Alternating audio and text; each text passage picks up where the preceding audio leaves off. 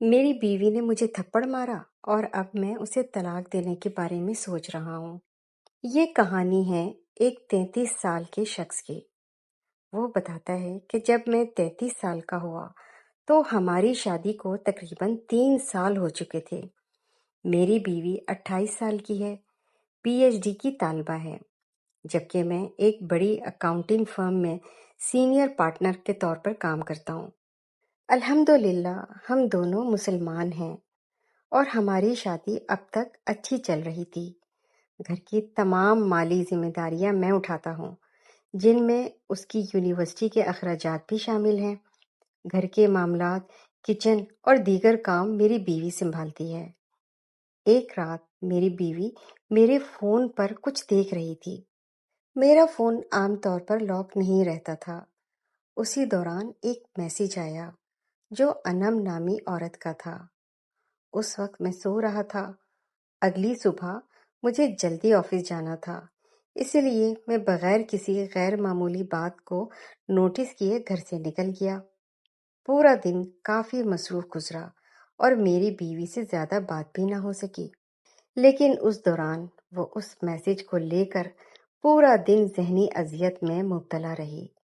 میرے علم میں لائے بغیر اس کے اندر غصہ اور شکوک بڑھتے رہے، کیونکہ میسج ہی کچھ ایسا تھا کہ thank you for everything last night, you were great, hope to see you soon. رات کو جب میں گھر آیا تو وہ انتہائی غصے کی حالت میں تھی۔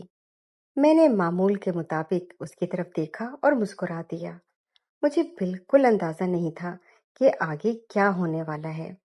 وہ اچانک میرے پاس آئی اور بغیر کسی وارننگ کے ایک زوردار تھپڑ مار دیا۔ تھپڑ اتنا شدید تھا کہ میرا سر پیچھے جا کر کچن کی کیبنٹ سے ٹکرا گیا۔ میں بالکل سن سا ہو کر رہ گیا۔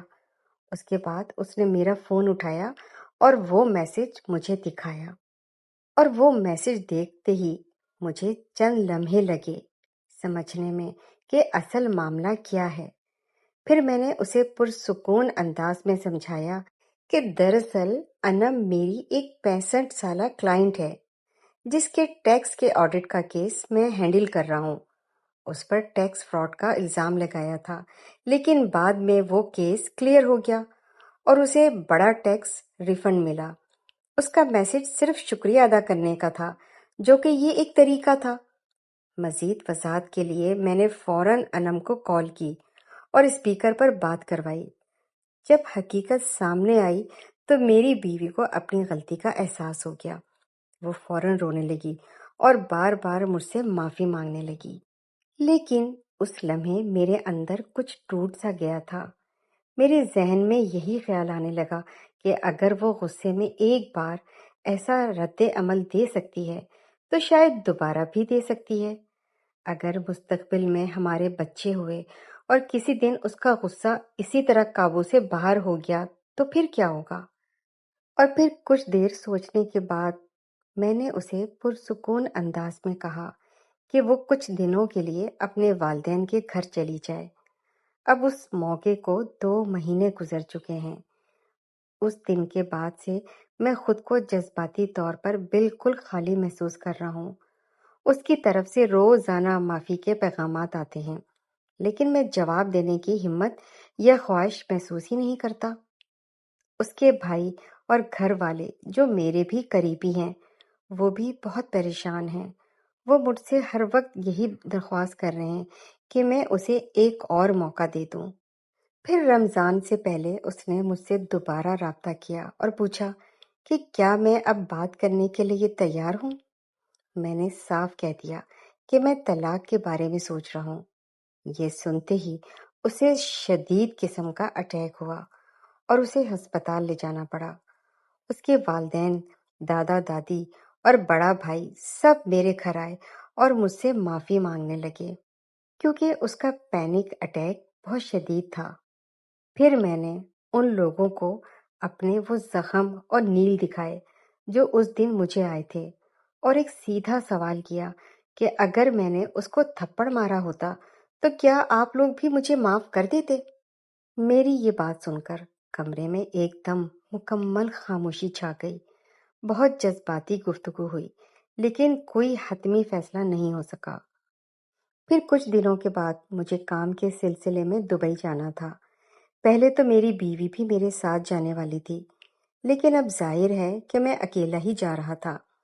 میں نے اس کے گھر والوں کو کہہ دیا ہے کہ دبئی سے واپس آ کر میں اپنا آخری فیصلہ سناؤں گا۔ پھر میں نے استخارہ بھی کیا ہے، لیکن ابھی تک دل کسی ایک فیصلے پر مطمئن نہیں ہو سکا۔ اس کی طرف سے مسلسل معافی کے پیغامات آ رہے ہیں، مگر میرا اعتماد جیسے ٹوٹ سا گیا ہے۔ بظاہر یہ صرف ایک تھپڑ تھا، لیکن میرے ذہن میں یہ خیال آتا ہے کہ اگر آج ایسا ہوا ہے تو کل دوبارہ بھی ہو سکتا ہے۔ پھر کبھی بھی یہ بھی لگتا ہے کہ شاید میں اس معاملے میں بہت زیادہ سختی کر رہا ہوں۔ مجھے سمجھ نہیں آ رہا کہ کیا اسے معاف کر دینا چاہیے یا اپنی عزت نفس کو ترجیح دینی چاہیے۔ ایسا محسوس ہوتا ہے جیسے میرے سامنے دو راستے ہیں اور دونوں ہی مشکل ہیں۔ اور پھر دبئی جانے والی فلائٹ میں بیٹھا تو پہلی بار احساس ہوا کہ انسان کی جگہیں تو بدل سکتا ہے، مگر اپنے اندر کے سوالوں سے نہیں بھاگ سکتا۔ جہاز فضا میں بلند ہوتا جا رہا تھا اور میری زندگی جیسے کسی خلا میں معلق ہو گئی تھی۔ 3 سال کی شادی، سینکڑوں یادیں اور ایک لمحے کا غصہ جس نے سب کچھ بدل دیا تھا۔ میں نے فون آن کیا۔ حسب عادت اس کے کئی میسیجز موجود تھے۔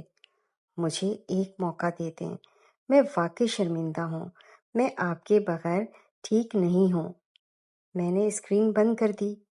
عجیب بات یہ تھی کہ اب غصہ نہیں آ رہا تھا، بس ایک خاموشی سی تھی، جیسے دل نے خود کو بچانے کے لیے احساسات بند کر دیے ہوں۔ دبئی میں دن مصروف گزرتے رہے، مگر راتیں خالی۔ ہوٹل کے کمرے کی خاموشی انسان کو اپنے اندر اتار دیتی ہے۔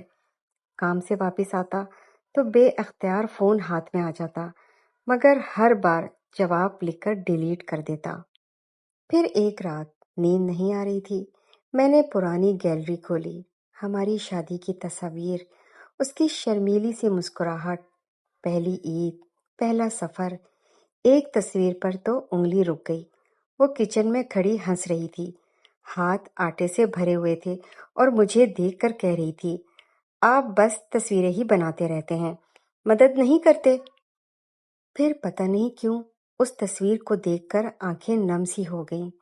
میں نے خود سے سوال کیا، کیا واقعی ایک غلطی 3 سال کی محبت سے بڑی تھی؟ لیکن فوراً دوسرا خیال آیا، اگر آج میں خاموشی سے یہ قبول کر لوں تو کیا کل پھر ایسا نہیں ہوگا؟ اندر ایک جنگ چل رہی تھی، محبت اور خودداری کی جنگ۔ اسی کشمکش میں ایک دن اس کے بھائی کا فون آیا۔ آواز پہلے سے مختلف تھی اور تھکی ہوئی۔ انہوں نے آہستہ سے کیا، بھائی، وہ پہلے جیسی نہیں رہی، کھانا کم کھاتی ہے، زیادہ بات نہیں کرتی، بس اکثر خاموش بیٹھی رہتی ہے۔ امی ابو بھی پریشان ہیں۔ ہم سب مانتے ہیں کہ اس سے بہت بڑی غلطی ہوئی، لیکن وہ خود کو روز سزا دے رہی ہے۔ میں کچھ دیر خاموش رہا، جواب نہیں بن پا رہا تھا۔ کال ختم ہونے کے بعد پہلی بار دل میں درد سا اٹھا۔ مجھے یاد آیا اس نے کبھی مجھ سے اونچی آواز میں بات بھی نہیں کی تھی۔ شاید وہ دن اس کے خوف، شک اور جذبات کا بدترین لمحہ تھا۔ کبھی کبھی انسان غلط نہیں ہوتا، بس اس لمحے کمزور ہو جاتا ہے۔ دبئی میں آخری رات میں بالکونی میں کھڑا شہر کی روشنیاں دیکھ رہا تھا۔ ہزاروں لائٹس جگمگا رہی تھیں، مگر میرے اندر اندھیرا تھا۔ میں نے خود سے آخری سوال کیا، کیا میں اسے سزا دے رہا ہوں یا خود کو سزا دے رہا ہوں؟ 2 مہینوں میں اس نے ایک بار بھی مجھے قصوروار نہیں ٹھہرایا، صرف معافی مانگی ہے، وہ بھی بار بار۔ اور پھر اچانک مجھے احساس ہوا کہ جس انسان کو اپنی غلطی کا احساس ہو جائے وہ پہلے والا انسان نہیں رہتا۔ اگلی صبح میں نے فون اٹھایا، کافی دیر تک اس کا نمبر دیکھتا رہا اور پھر کال کر دی۔ دوسری ہی بیل پر اس نے فون اٹھایا، مگر کچھ نہیں بولی، صرف سانسوں کی آوازیں آ رہی تھی۔ میں نے آہستہ سے کہا، کیسی ہو؟ چند سیکنڈ خاموشی رہی، پھر دوسری طرف سے رونے کی آواز آئی۔ وہ کچھ بول ہی نہیں پا رہی تھی، اور پھر میری آواز خود بخود نرم ہو گئی اور میں نے کہا، میں واپس آ رہا ہوں، ہمیں بات کرنی ہے، آخری فیصلہ ساتھ بیٹھ کر ہی کریں گے۔ اور وہ صرف اتنا کہہ سکی کہ میں انتظار کروں گی۔ کال ختم ہونے کے بعد پہلی بار دل ہلکا محسوس ہوا، اور پھر تب مجھے سمجھ آیا کہ رشتے کبھی ایک لمحے میں نہیں ٹوٹتے اور نہ ہی ایک فیصلے سے بچتے ہیں۔ انہیں بچانے کے لیے ایگو نہیں، ہمت چاہیے اور معاف کرنے کا حوصلہ۔ شاید اعتماد دوبارہ بنانے میں وقت لگے گا، شاید زخم جلد نہ بھریں، مگر کبھی کبھی زندگی دوسرا موقع مانگتی ہے اور کبھی نہیں مانگتی، خاموشی سے انتظار کرتی ہے۔ اور اس بار فیصلہ غصے نے نہیں، سمجھ نے کرنا تھا۔ جہاز واپسی کے لیے تیار تھا، اور میں پہلی بار بھاگ نہیں رہا تھا بلکہ واپس جا رہا تھا، اپنی ادھوری کہانی کو انجام دینے۔ امید کرتی ہوں کہ میری آج کی یہ سچی کہانی آپ لوگوں کو پسند آئی ہوگی۔